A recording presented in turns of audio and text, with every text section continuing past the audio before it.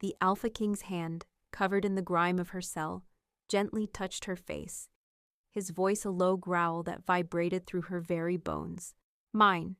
She didn't know that this man, this king, was her fated mate. She didn't know his claim would ignite a war within the court. She only knew that for the first time in her life, the chains felt a little lighter. But could a forgotten, broken Omega truly become a queen? Or would the darkness of her past swallow them both? Before we carry on, please hit the subscribe button to make my day, and let me know where you are watching from in the comments. The darkness was a living thing.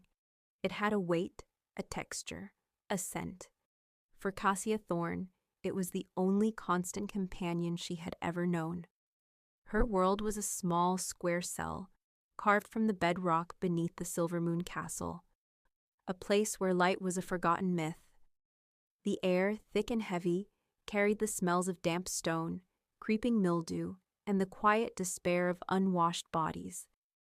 It was a tomb for the living, and the only sounds that punctuated the oppressive silence were the rhythmic drip, drip, drip of water seeping through stone, the frantic scuttling of rats in the walls, and the distant, muffled clang of metal on metal, a sound that spoke of a world she could not imagine. She was huddled in a corner, a frail collection of bones draped in rags that had long ago surrendered their color and integrity. Heavy iron chains, rusted and pitted from years of damp, bound her wrists and ankles. They were cold, unforgiving, and as much a part of her as her own skin. She could not remember a time before their weight, before the perpetual chill of the stone floor beneath her. Her life before this darkness was a tapestry of fragmented nightmares, flashes of screaming and the hungry roar of fire, images that made no sense and offered no comfort. She didn't know her own age, had never seen her own face. The concept of a reflection was as alien as the warmth of the sun. To keep the encroaching madness at bay, she had her rituals. With a single unbound finger, she traced intricate, invisible patterns on the damp stone wall beside her. They were spirals and webs, complex geometries that existed only in her mind, and for a fleeting moment under her touch. It was a small act of defiance, a way to prove that something within her, some spark of intellect, had not yet been extinguished. Her senses had adapted to her deprived world. Sight was nearly useless, her eyes having adjusted to a spectrum of near total darkness, but her hearing was exceptionally sharp. She could distinguish the gait of different guards by the echo of their boots in the far off corridors. Her sense of touch told her everything she needed to know about her immediate surroundings: the rough texture of the stone, the slick dampness of the floor, the biting cold of the iron that never left her skin. Hunger was a dull, constant ache in her belly, a familiar emptiness she had long since learned to ignore.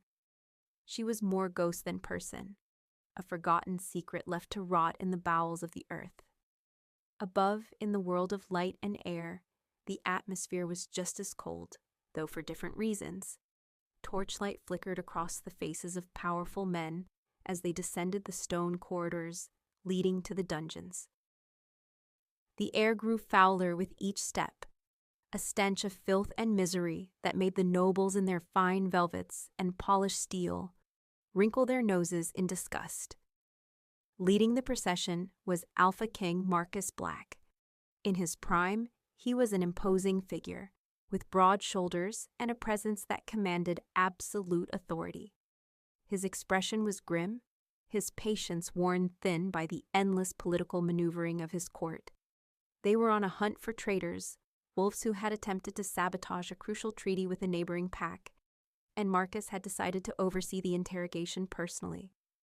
His most senior advisor, Lord Valerius, walked beside him, his face a mask of stern disapproval. Valerius was ambitious, his silvering hair and sharp, calculating eyes betraying a mind that was always working, always plotting. He made his displeasure known with a subtle, condescending tone. "Your Majesty, a king's place is on the throne, not in the filth with the rats," Valerius murmured. his voice a low counterpoint to the echoing footsteps. "Allow us to handle this unpleasantness. It is beneath your station." Marcus didn't even turn his head. "The rot in this kingdom starts in the dark, Valerius," he replied, his voice a low rumble of contained power. "I intend to drag it into the light myself. I will see the accused with my own eyes." His loyal knight, Sir Kyle, a mountain of a man whose scarred face spoke of 100 battles, nodded in silent agreement from behind the king. Marcus felt the immense weight of the crown he had inherited, a kingdom rife with vipers who smiled to his face while sharpening their daggers in the shadows. His inner wolf was restless, pacing the confines of his soul, but it wasn't the hunt for traitors that agitated it. It was something else, a strange, magnetic pull from the depths below that he couldn't identify, an invisible thread tugging at his very core. As the royal party moved deeper into the dungeon, the stench became overwhelming. The nobles muttered their complaints, pulling their cloaks tighter as if to ward off the misery clinging to the air.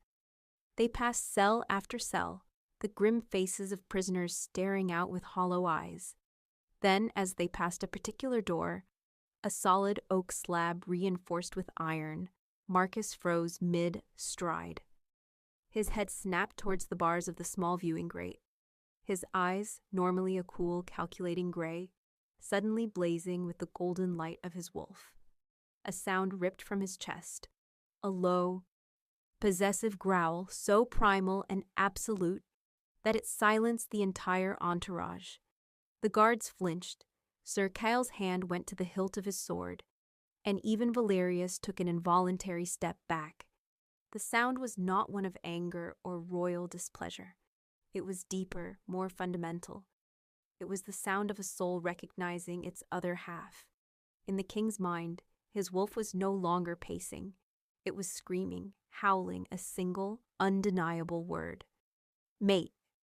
"Unlock it," Marcus commanded, his voice rough with an emotion his court had never heard from him. The guards stared, confused. "Your Majesty," one stammered, "this cell, it is marked as empty. It has been for years." "I said, unlock it, now." Ignoring the shocked and scandalized looks from his council, Marcus stared intently at the darkness behind the bars. The guards fumbled with a large, rusted key, struggling with the ancient lock that had not been turned in decades. Finally, with a groan of protesting metal, the heavy door swung inward.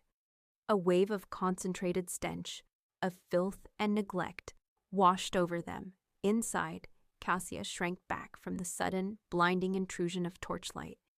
It was a physical blow, searing her sensitive eyes. The noise, the voices, the sudden flood of sense. It was an assault on her muted world.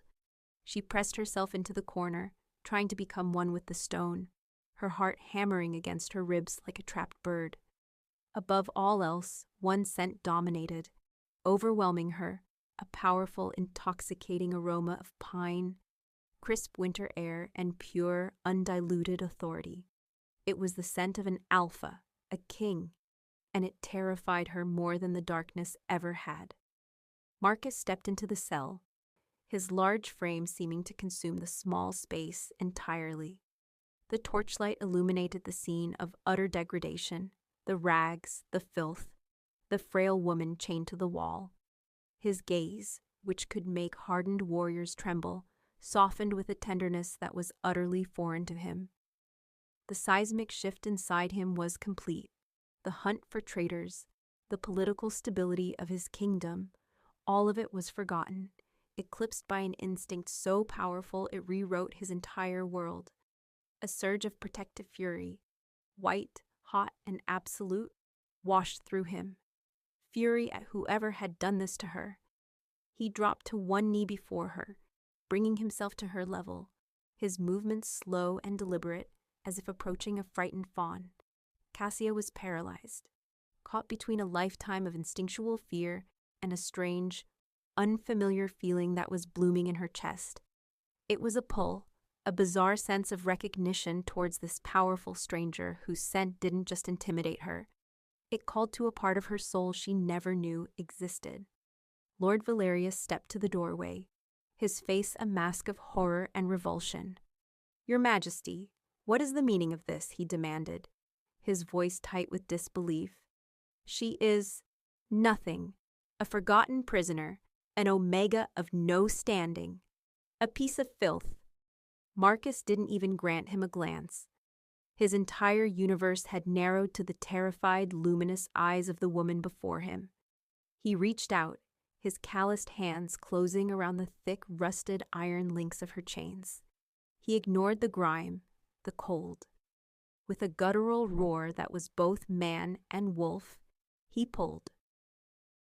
The sound of shattering iron echoed like a thunderclap in the stunned silence of the dungeon. Link by link, he broke the chains that had held her captive for a lifetime, the pieces falling to the stone floor with a series of sharp metallic clinks. He gently took her hands, helping her to her feet. She was so weak she swayed, her legs trembling, unused to bearing her own weight for more than a few moments. Her head swam, the rush of sensations and the sheer shock of it all threatening to overwhelm her. Marcus was her anchor, his strength the only thing keeping her upright. He turned, pulling her protectively against his side, and faced his entire dumbfounded council. His eyes blazed with golden fire, a clear challenge to any who would dare question him. He raised his voice, and it boomed with the undeniable weight of royal authority, echoing through the stone halls. Before this council and before the goddess herself, he declared, his voice ringing with absolute conviction, "I, Marcus Black, Alpha King of the Silver Moon Kingdom, claim this woman, Cassia, as my fated mate. She is your future queen." The collective gasp of the court was sharp and immediate. Nobles recoiled as if struck. There were looks of pure disgust, of utter disbelief. Lord Valerius's face went pale, his jaw slack with shock, his carefully constructed world crumbling around him. He looked as though the king had just driven a dagger into his heart. Cassia heard the words, but they didn't make sense. Mate? Queen? The concepts were alien, sounds from a language she didn't speak.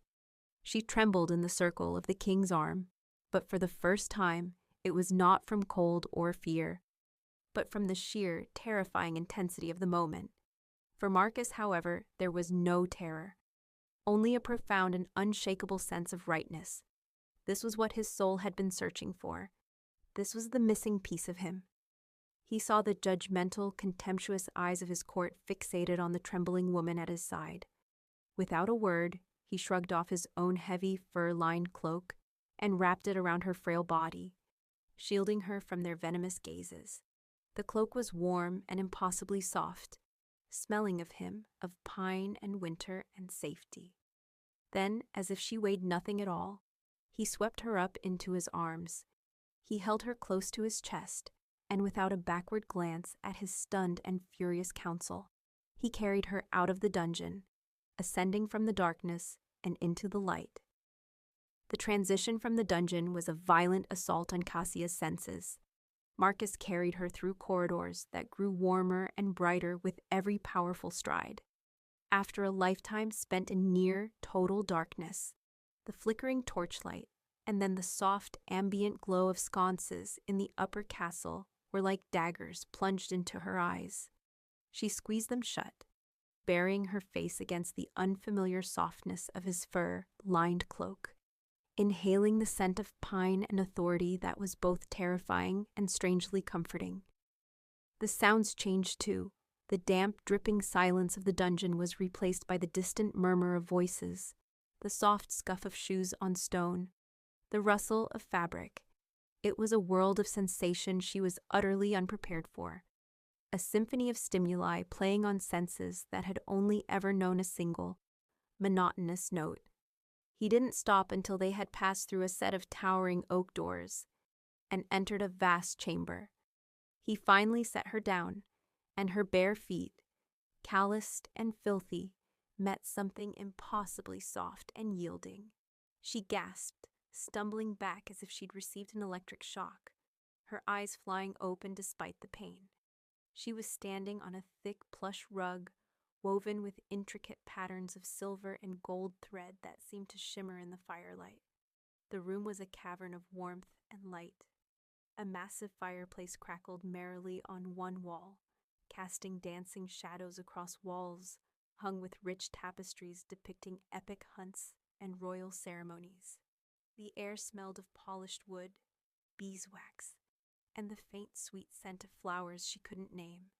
It was overwhelming, a tidal wave of sensory input that made her head spin and her knees feel weak. She felt like a wild animal dragged from its burrow and thrown into the heart of a bustling city. Marcus gently placed her on the edge of a plush sofa, its velvet fabric a shocking indulgence against her skin. He watched her, his jaw tight, his heart a painful knot of incandescent rage and profound tenderness. He saw the way she flinched from the light, the way her body trembled with overstimulation, and the fury he felt towards those who had kept her in that hole intensified into a murderous inferno. He had to physically restrain his wolf's instinct to pull her into his arms and surround her with his presence, knowing it would only frighten her more. He knelt before her again, his voice a low, gentle rumble.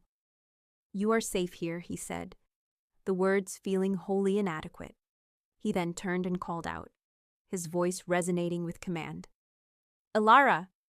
A moment later, an older woman with kind, crinkling eyes and a gentle face entered the room.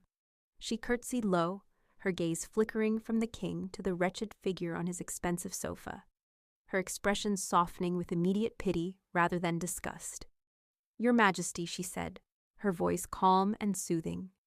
"This is Cassia," Marcus stated, his tone leaving no room for argument. "She is to be attended with the utmost care.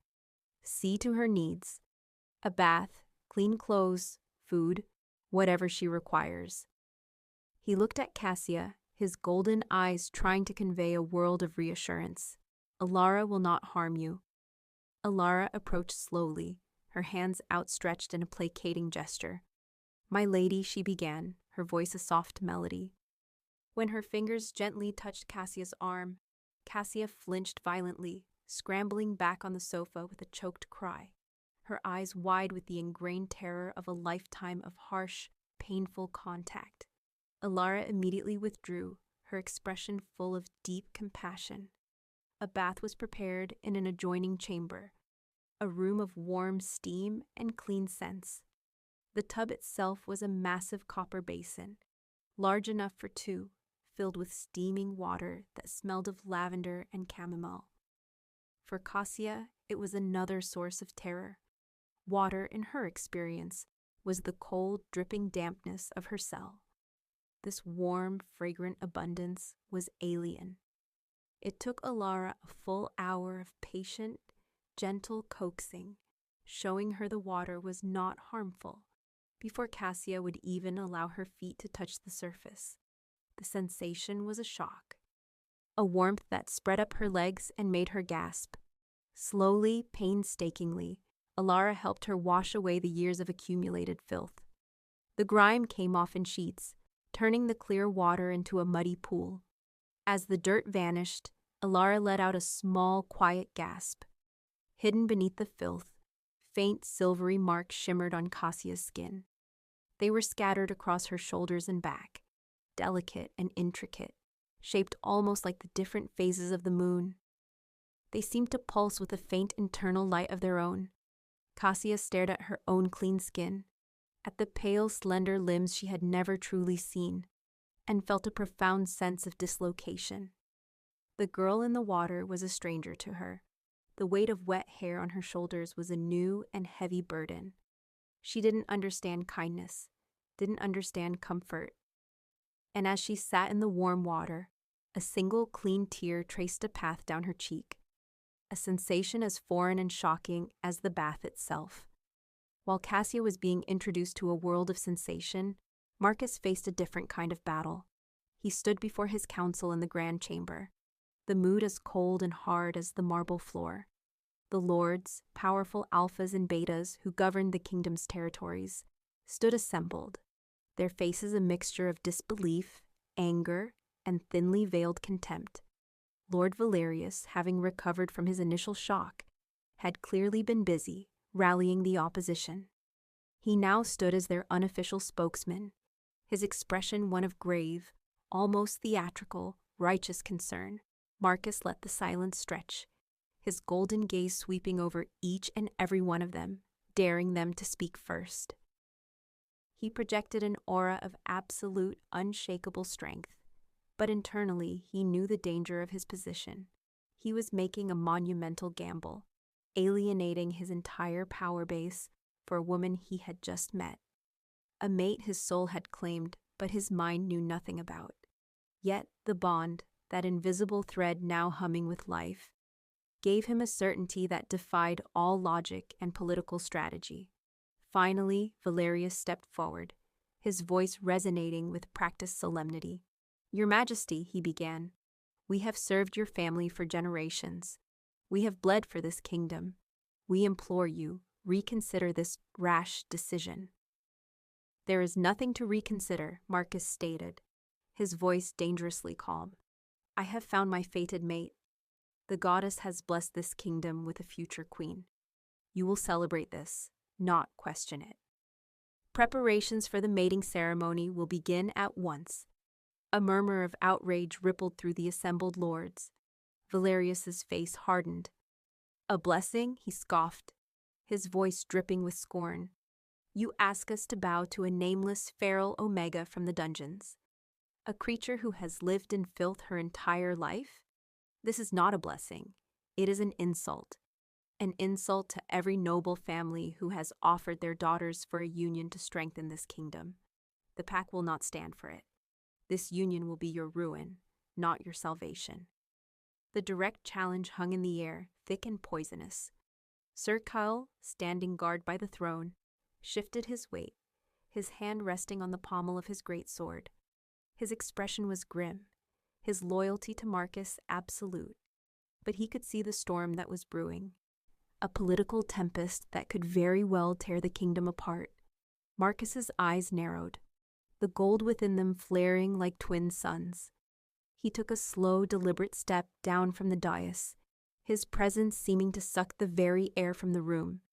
He stopped directly in front of his advisor, their faces mere inches apart.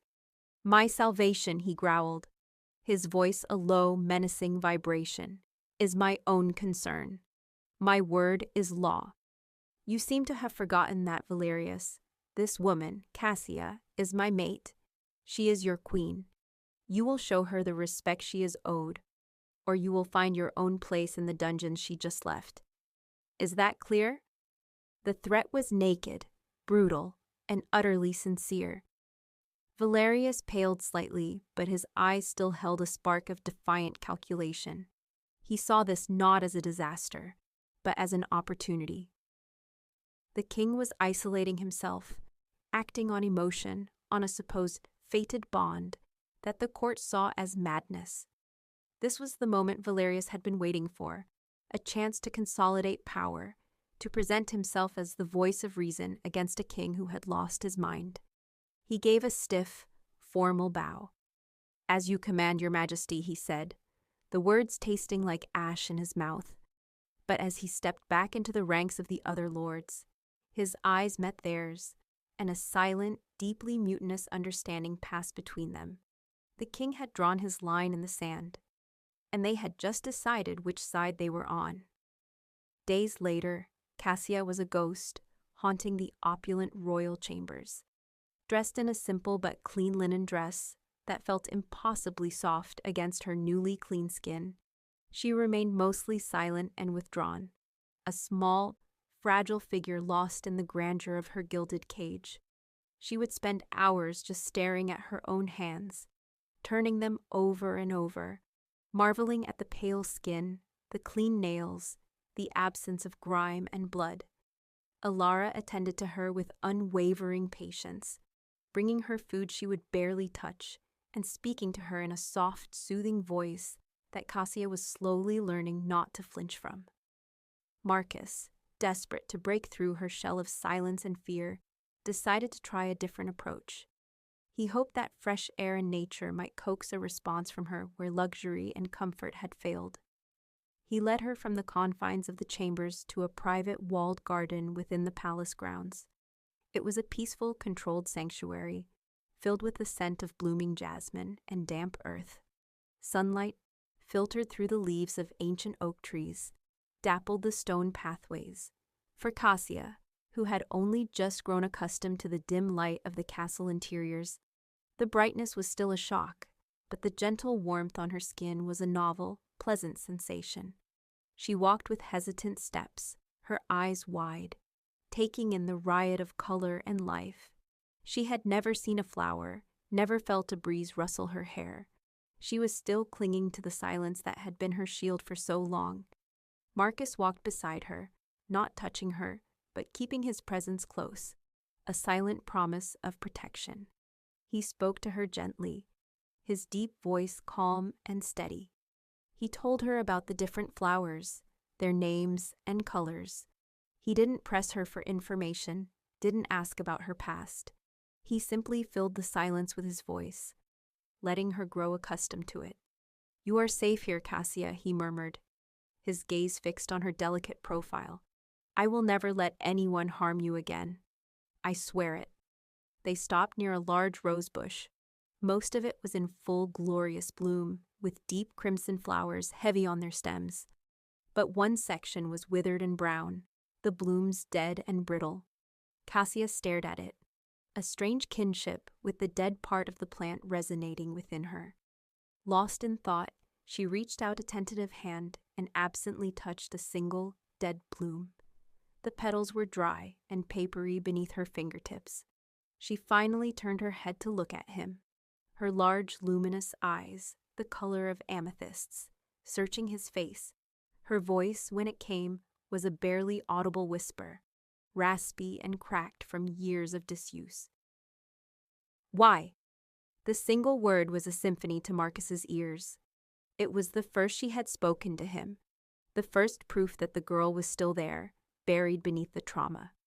A wave of profound relief and overwhelming affection washed over him. He answered with raw, unguarded honesty. "Because my soul recognized yours," he said, his voice thick with emotion. "Because you are my other half. The part of me I didn't even know was missing. I have waited my entire life for you, Cassia." As he spoke, a faint silvery light, almost invisible in the bright sun, emanated from her fingertips for a split second, where they rested on the dead rose. A single perfect petal on the withered bloom had instantly regained its color, transforming from a brittle brown to a soft, velvety crimson. The life seemed to flow back into it, making it plump and vibrant. Cassia felt a strange tingle in her fingers and snatched her hand back as if burned, her eyes wide with shock and fear. She stared at her hand, then at the miraculously restored petal. It was another thing about herself she didn't understand, another piece of frightening, inexplicable magic. Marcus, who had been lost in the depths of her eyes when she spoke, missed the flash of light, but he didn't miss her startled reaction, the way she quickly hid her hand in the folds of her dress, her face paling. He frowned slightly, a flicker of confusion crossing his features. "What is it?" he asked gently. She shook her head quickly, dropping her gaze back to the ground, the wall of silence falling back into place. But it was too late. A connection had been made. A tiny, fragile spark of trust had been ignited in the desolate landscape of her heart. And for Marcus, the mystery of his mate had just deepened. A strange new layer added to the enigma he had claimed from the darkness. He looked from her frightened face to the rose bush, a thoughtful expression on his own. He had a kingdom to hold together and a court on the verge of rebellion, but he knew with absolute certainty that the greatest battle and ultimately the greatest prize was the woman standing beside him.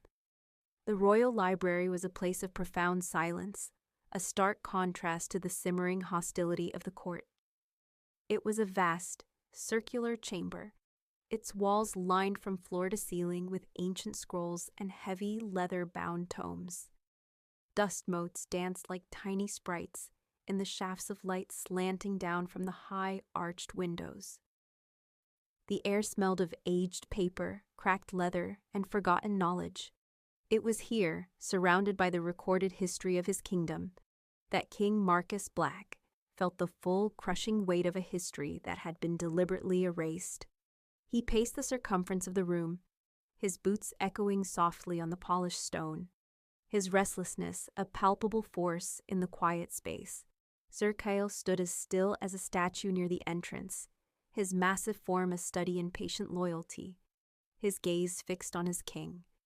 "It's not just that the records are missing, Kyle," Marcus said, his voice a low growl that disturbed the library's ancient dust. He stopped and ran a hand over the spine of a thick book, not seeing it. "They've been expunged. The Dungeon Master's logs from that period have pages torn out.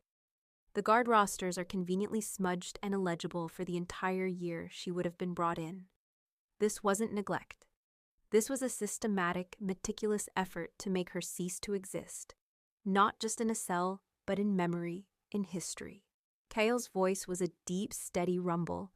"An order for that level of concealment could only have come from the highest authority, Your Majesty, from the king." Marcus's jaw tightened.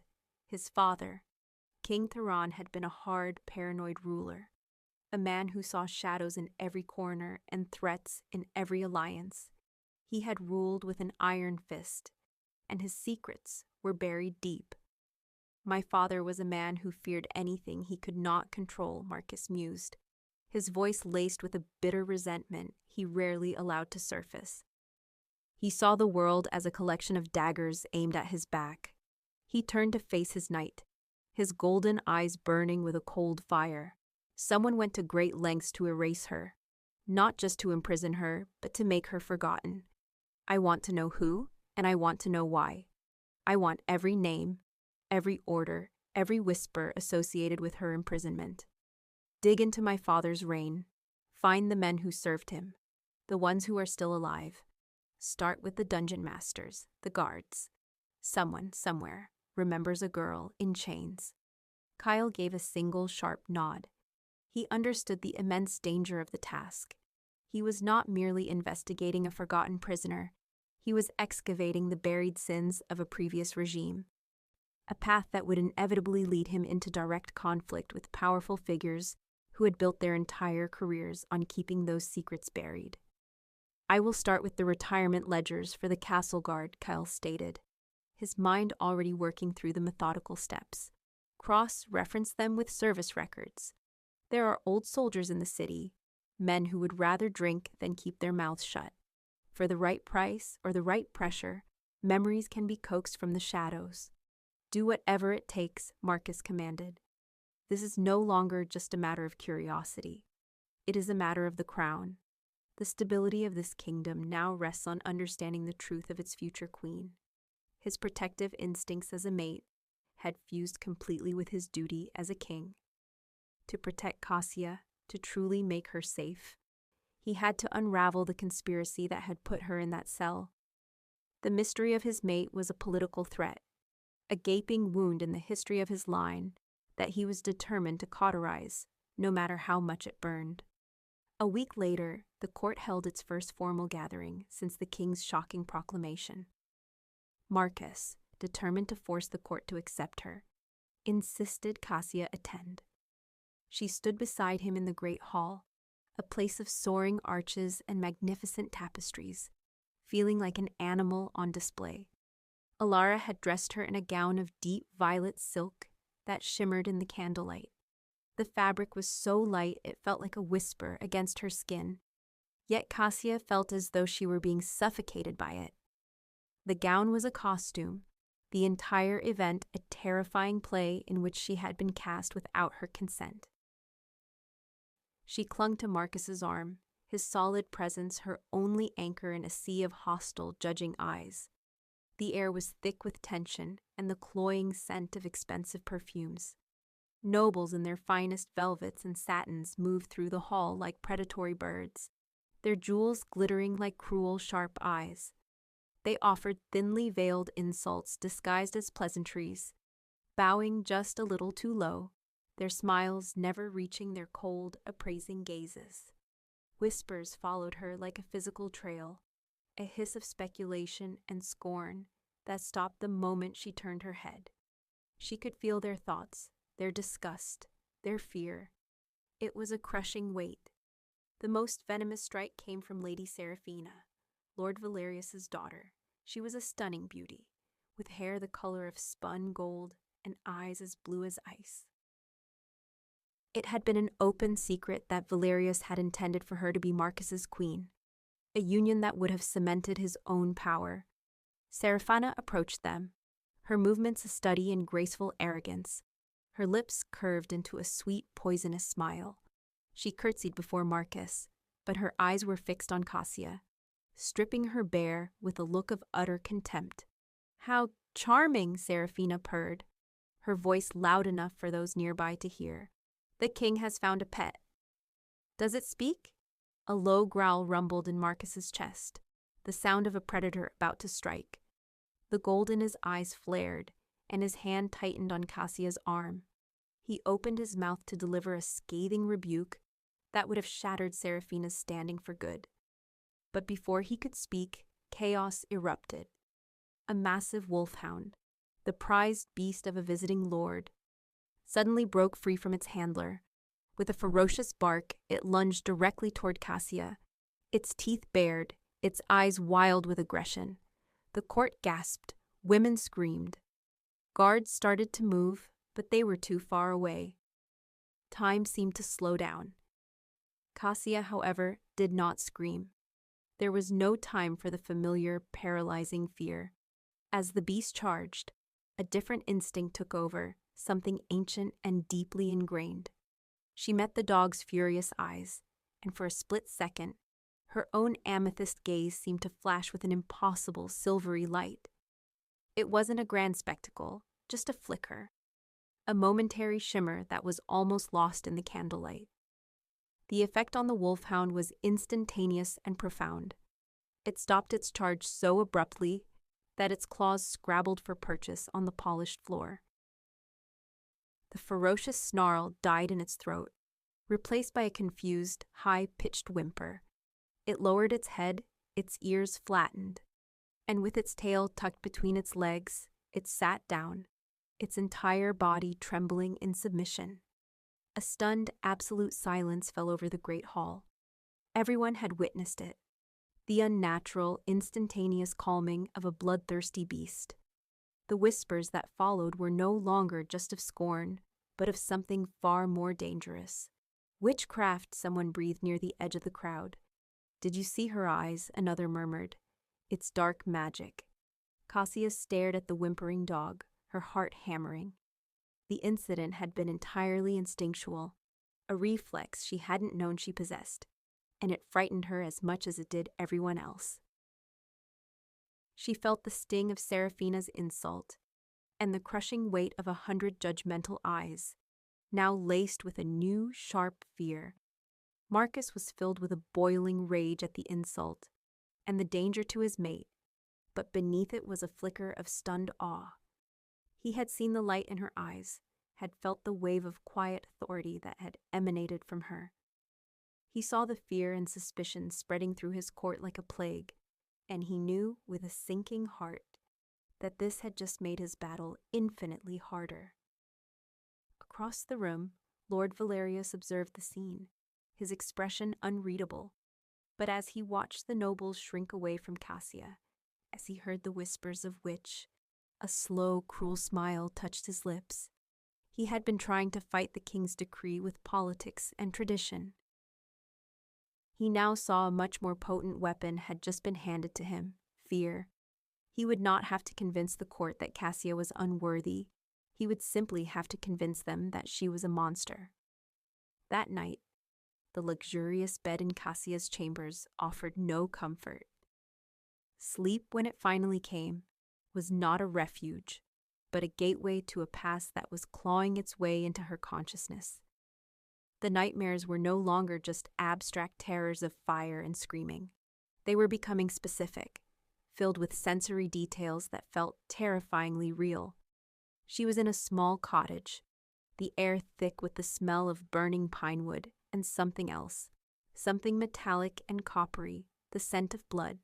She could feel the rough wood of a floor beneath her small hands, could hear the soft, gentle voice of a woman singing a lullaby, a melody that was both beautiful and heartbreakingly sad.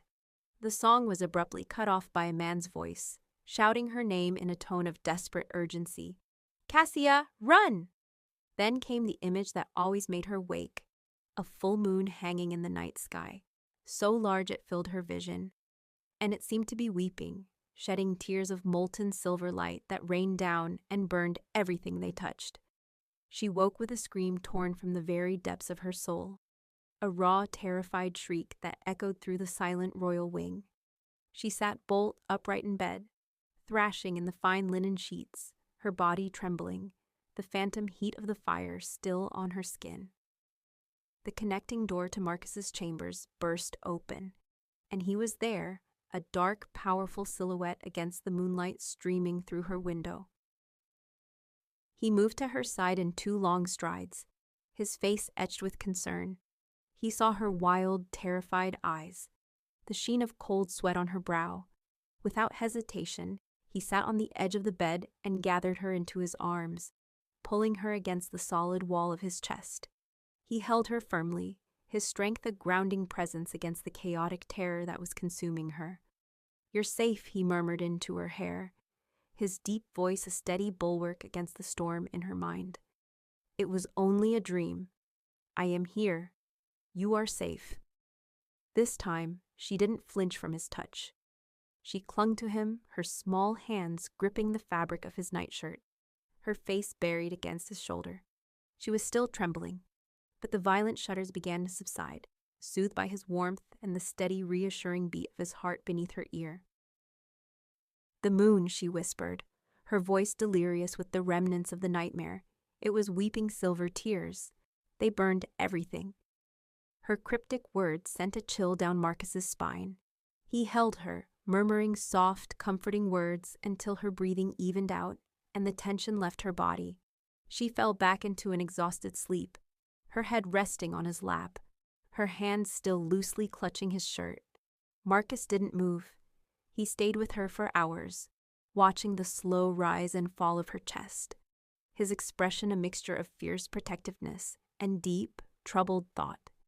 He looked from her peaceful, sleeping face to the faint silvery birthmarks on her shoulder, which seemed to almost glow in the pale moonlight filtering through the window.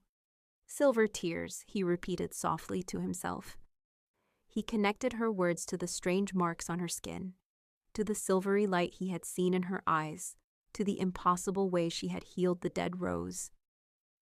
The pieces of the puzzle were beginning to come together, and they were forming a picture far more ancient and powerful than he could ever have imagined. His resolve, which had been strong, now hardened into something unbreakable. He would not just protect her. He would unravel the truth of who she was, and he would burn his own kingdom to the ground before he let anyone use that truth to harm her. Sir Kyle's investigation led him away from the polished marble and simmering intrigue of the royal castle and into the city's forgotten arteries. He found the man he was looking for in a cramped, leaning house, wedged between a tannery and a crumbling tenement, in a district where the air was perpetually hazy with coal smoke and the smell of boiled cabbage. The scholar Lyron was a relic himself, a man with eyes the color of faded parchment and skin as thin and dry as an old scroll. He had been dismissed, or rather, exiled from court by King Theron 2 decades prior. His fascination with old magic and superstitious prophecies, deemed unhealthy for a kingdom built on steel and political pragmatism. Lyron was terrified.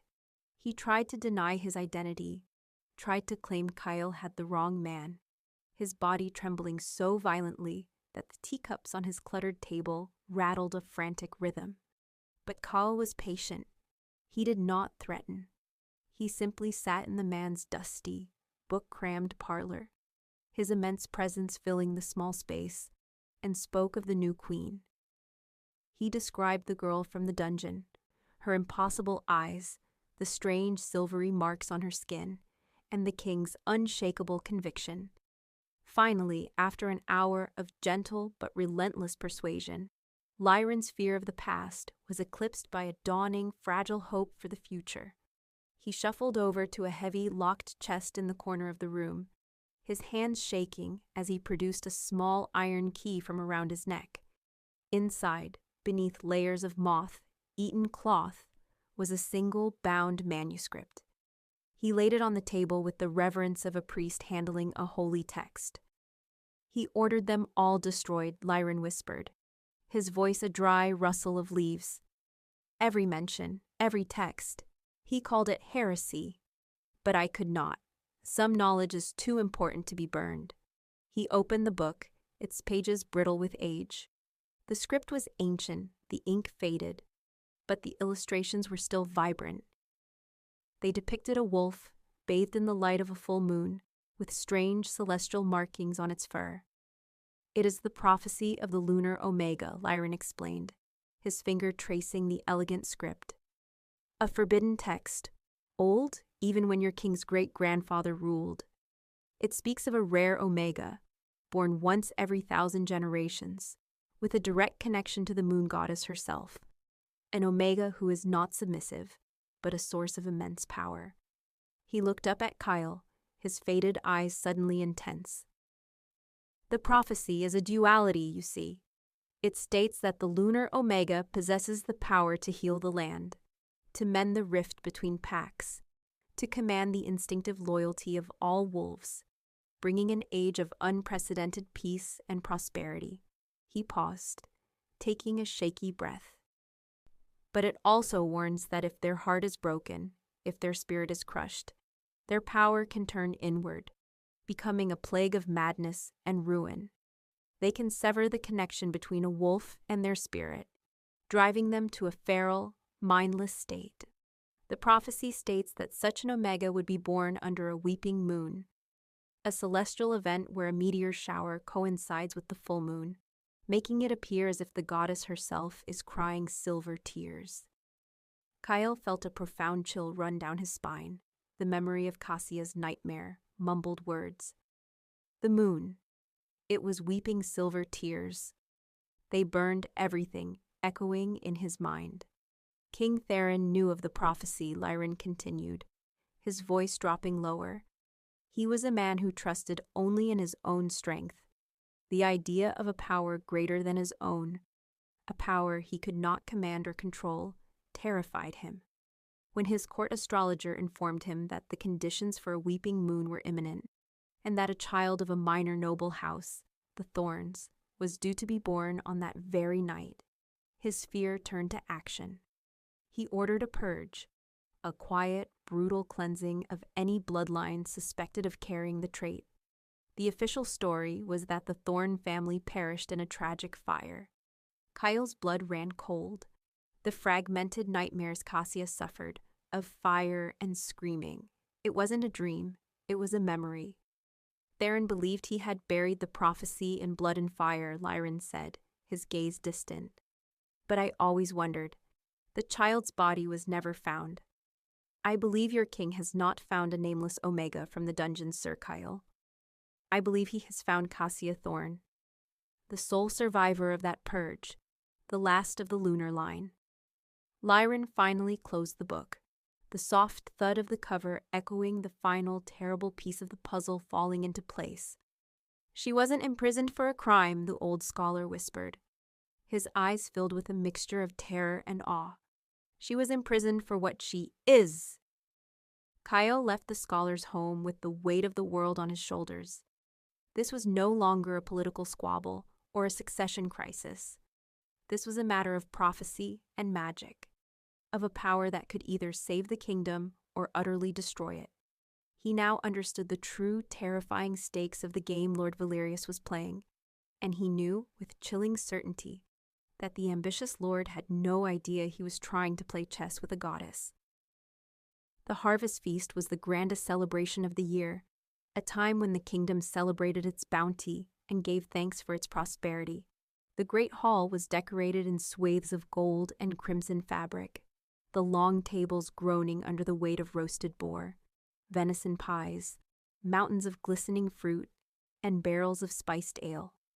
A troupe of minstrels played a lively tune from their gallery, but the music felt strained.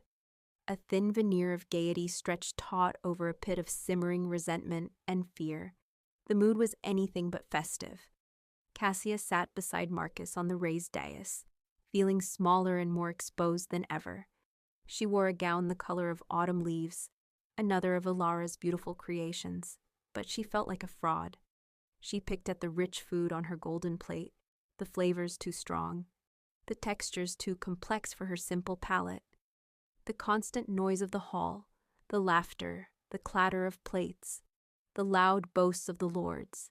It was a physical assault. She could feel the eyes of the court on her, their thoughts like a swarm of angry wasps. Valerius had done his work well. The whispers of witch and unnatural had festered, turning the court's initial scorn into a palpable, superstitious fear. Valerius himself sat at the head of the council table below the dais, a picture of dignified statesmanship. He raised his goblet to Marcus in a toast, his face a perfect mask of feigned loyalty and concern. "To the king," he cried, his voice ringing with false sincerity, "and to the kingdom's continued health." As the court roared its approval, Seraphina, seated further down the table, made her move. With a small, theatrical gasp, she accidentally knocked a full goblet of dark red wine into the lap of the pompous Lord Gregor, a man known for his vanity and short temper. The resulting explosion of outrage and apology created the perfect diversion. In that brief moment of chaos, a servant, his face pale and his hands trembling slightly, moved with practiced speed.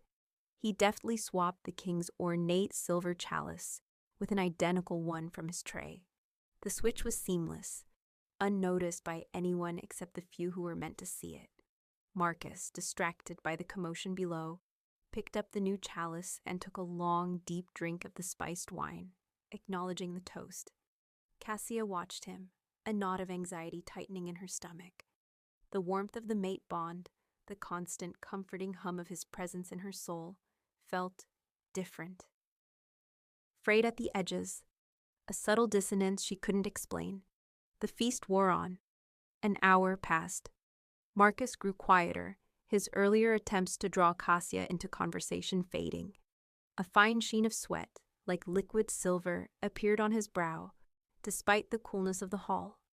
His breathing became shallower, and when he raised his hand to rub his temple, Cassia saw that it trembled slightly.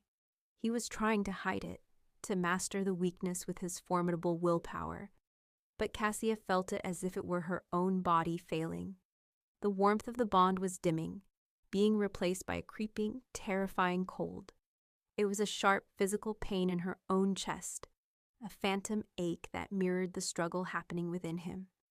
Panic, cold and sharp, began to set in.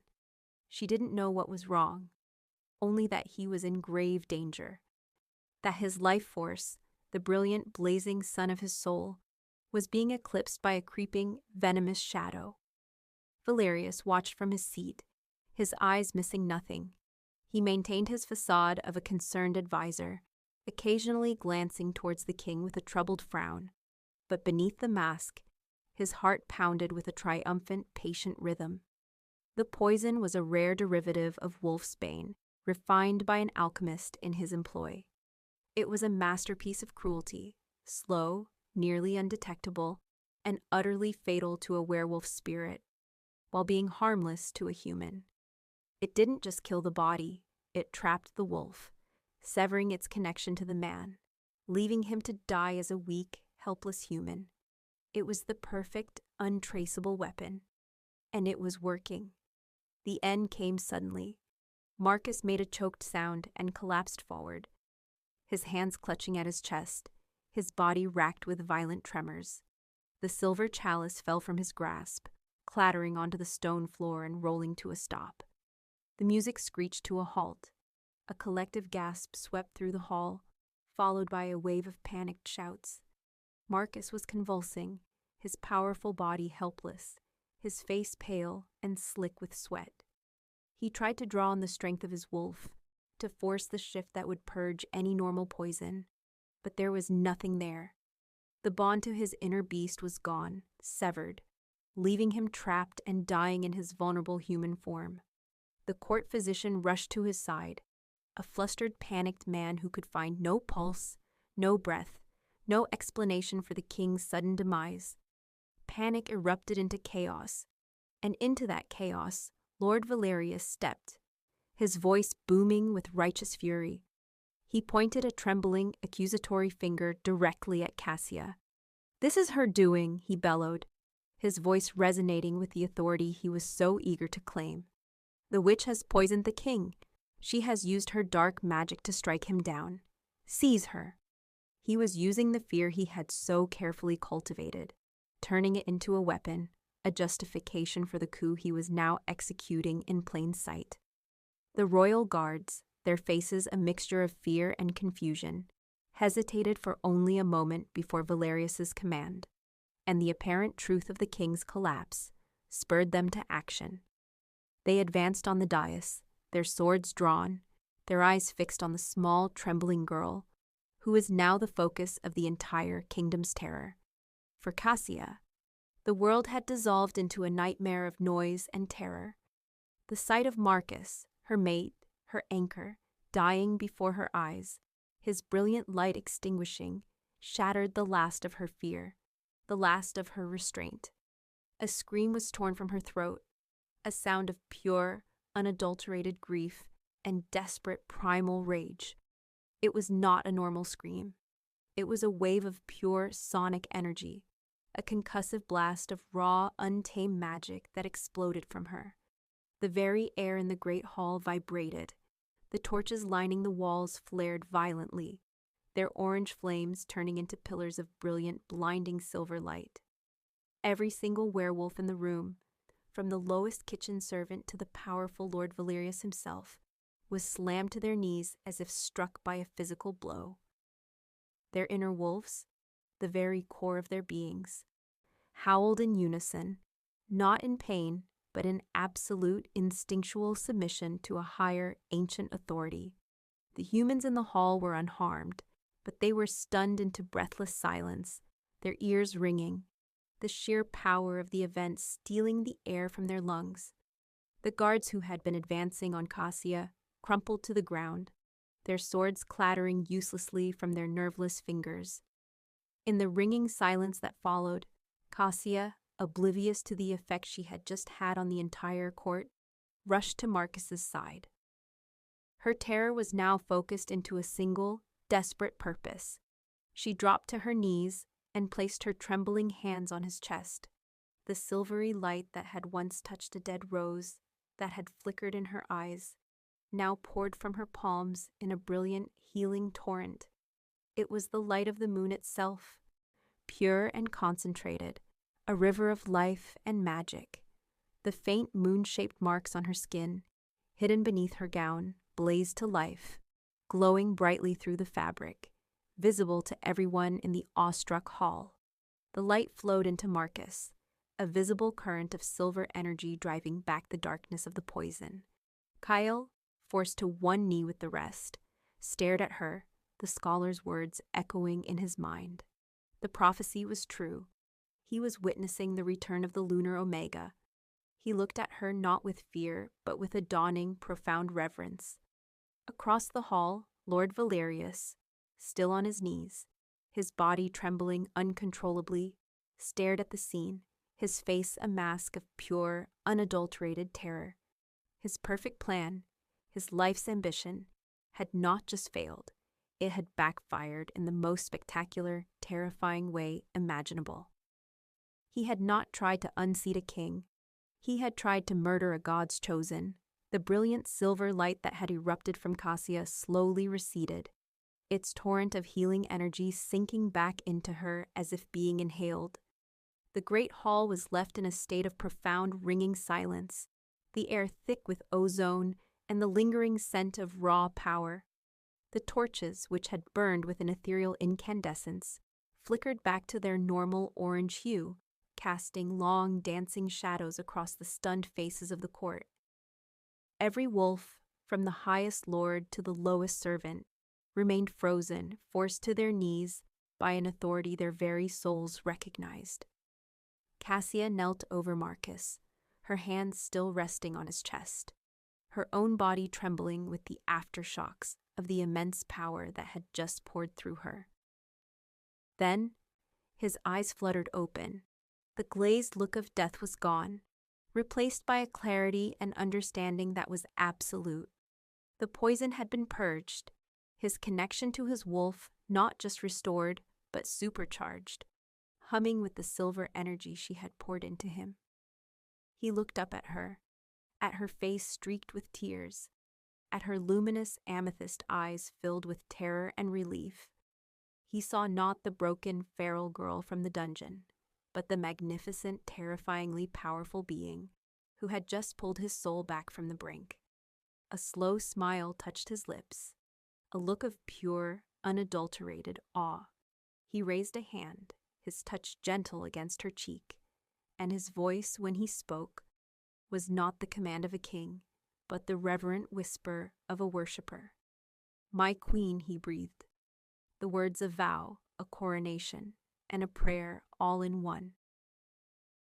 With her help, he pushed himself up, first to a sitting position and then leaning on her for support to his feet.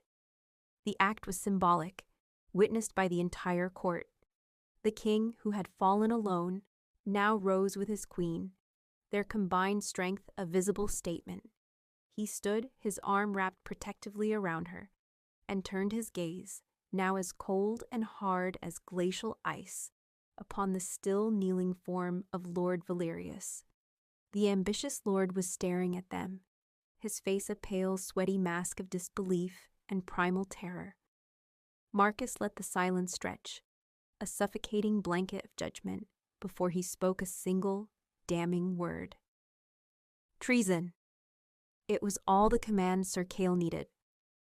The loyal knight rose to his feet, the spell of submission broken by the king's direct will, and strode forward, his face a grim mask of duty. He grabbed Valerius by the arm, hauling the trembling lord to his feet with contemptuous ease. "Lord Valerius," Cale's voice boomed in the silent hall, "you are under arrest for high treason and the attempted murder of the king." Valerius, his face ashen, finally found his voice, though it was thin and reedy, stripped of its usual commanding tone. "This is madness," he stammered, looking wildly around for support. "She has bewitched you all, can't you see? It is a trick, a spell." But no one was listening. The eyes that met his were filled not with agreement, but with fear and revulsion, directed entirely at him. His power, built on a lifetime of whispers, alliances, and intimidation, had shattered in a single, blinding flash of silver light. The servant who had swapped the goblets, seeing his master's fall, immediately broke down, his wails of terror followed by a full sobbing confession that implicated Valerius and his daughter Seraphina in the entire plot. The power dynamic in the room had not just shifted, it had been irrevocably rewritten. Cassia stood tall beside Marcus, her fear finally burned away by the inferno of her unleashed power, replaced by a quiet, firm strength that seemed to radiate from her. She was no longer a victim, no longer a forgotten prisoner. She was the kingdom's salvation, the living embodiment of a power they had only heard of in hushed, forbidden legends. Marcus felt the mate bond, now a roaring river of shared strength and certainty, and knew that with her by his side, he was invincible. He felt no doubt, only the profound, unshakable conviction that his fated mate was destined to be far more than just his queen. The next day, the throne room was convened, but the atmosphere was unlike any the court had ever known. It was not a celebration, nor was it a trial. It was a reckoning with history itself. The assembled nobles stood in somber silence, their finery seeming garish and inappropriate in the face of the momentous gravity of the occasion. They looked different. The arrogance and scorn had been replaced by a mixture of awe, apprehension, and for the first time, genuine respect as they watched their rulers enter. Marcus and Cassia walked in side by side, not as king and his consort, but as true equals. Cassia wore a simple gown of white, unadorned with jewels, yet she possessed a regal bearing that outshone every noble in the room. Her power, now settled within her, was a quiet, humming presence that all the wolves could feel. A gentle pressure on their souls that was not threatening, but absolute. Sir Kale stepped forward, and beside him was the elderly scholar, Lyron, who trembled not with fear, but with the vindication of a lifetime. Together, they publicly revealed the full, unvarnished truth. Kyle recounted the investigation, the erased records, the purge of the Thorn family. Then Lyron, his voice gaining strength with every word, read from the ancient manuscript, revealing the prophecy of the lunar Omega. He spoke of Cassia's birth under the weeping moon, her identity as the last of a sacred line, and the paranoid fear of a king that had led to her imprisonment. It was not a crime that had put her in chains, but a prophecy. Her imprisonment was not an act of justice, but one of profound, unforgivable fear. When they were finished, a heavy silence filled the room. Then Cassia stepped forward, alone. She stood before the throne, her gaze sweeping over the faces of the court, the men and women who had scorned her, feared her, and wished her dead. Her voice, when she spoke, was not the raspy whisper of the dungeon, but a clear, steady tone that resonated with a quiet, unshakable authority. "I spent a lifetime in darkness," she began, her words holding every noble captive. "I know the corrosive power of fear. It is a poison that turns kings into tyrants and neighbors into enemies. I have seen what it does, and I will not let fear rule this kingdom any longer." She paused, her amethyst eyes seeming to look into the very soul of every person present. "My power is not a curse to be feared," she continued, her voice softening. "It is a gift from the goddess, a gift to be shared. It is a shield to protect the innocent, not a sword to punish the guilty of the past. The sins of a previous generation will not be paid for by this one. A new age begins today, an age of unity, not division." To prove her words, she turned her gaze to two lords, Lord Tyrell and Lord Vance, whose families had been locked in a bitter, bloody feud for over a century. The two men were glaring at each other, their inner wolves snarling, a low growl rumbling in their chests. Cassia made a simple, gentle gesture with her hand, and a soft, silvery light washed over the two men. Instantly, the aggression drained from their faces. The tension in their shoulders eased. The snarls died in their throats.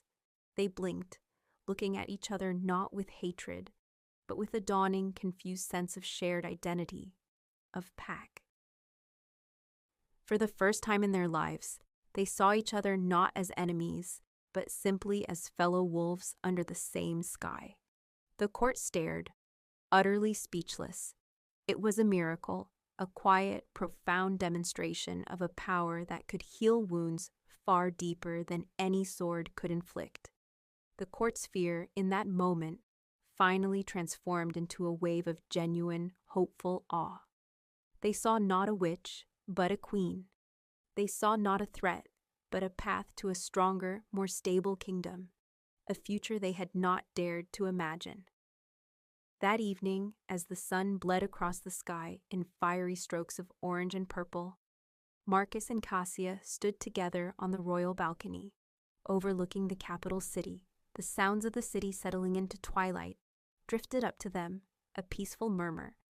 Lord Valerius and his daughter had been sentenced, not to death, which Marcus knew would only create a martyr, but to exile in the northern wastes, a barren, desolate land, where a wolf's connection to the pack was stretched thin, a fate worse than death for a man who craved power and influence. His lands and titles were forfeit, his name stricken from the rolls of nobility. Finally, they were alone. The whirlwind of the past weeks, the discovery, the claim, the rebellion, the revelation, it all settled into a quiet, shared reality. The formal mating ceremony was being planned, a grand affair for the kingdom. But they both knew it was a mere formality. They were already bound in every way that mattered, their souls fused by fate, fire, and a love that had been forged in the crucible of death and treason. Marcus turned to her, his golden eyes soft in the fading light. He took her hands in his voice thick with an emotion he no longer tried to hide. "Cassia," he began, "there are no words to apologize for the sins of my father, for the years that were stolen from you. My line owes you a debt that can never be repaid." Cassia looked up at him, her small hands secure in his larger ones.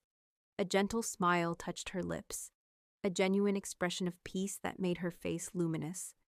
"I do not blame you for the past, Marcus," she said, her voice as soft as the evening air.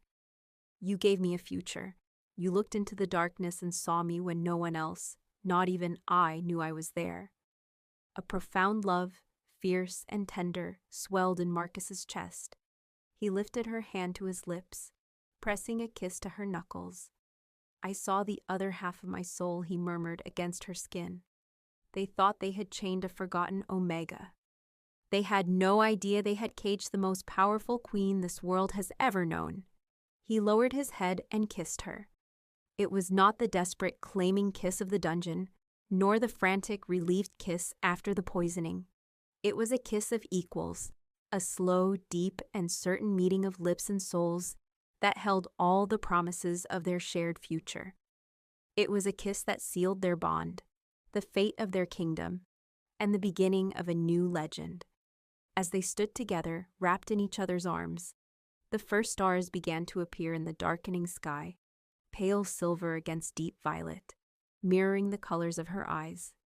The mate bond between them was no longer a frantic, desperate pull, but a calm, steady, and powerful current, a river of strength and love that would nourish their kingdom for generations to come. Cassia was no longer defined by her chains or her darkness. She looked out at the kingdom spreading below, her kingdom, not as a prisoner, but as its protector, its healer, and its lunar queen.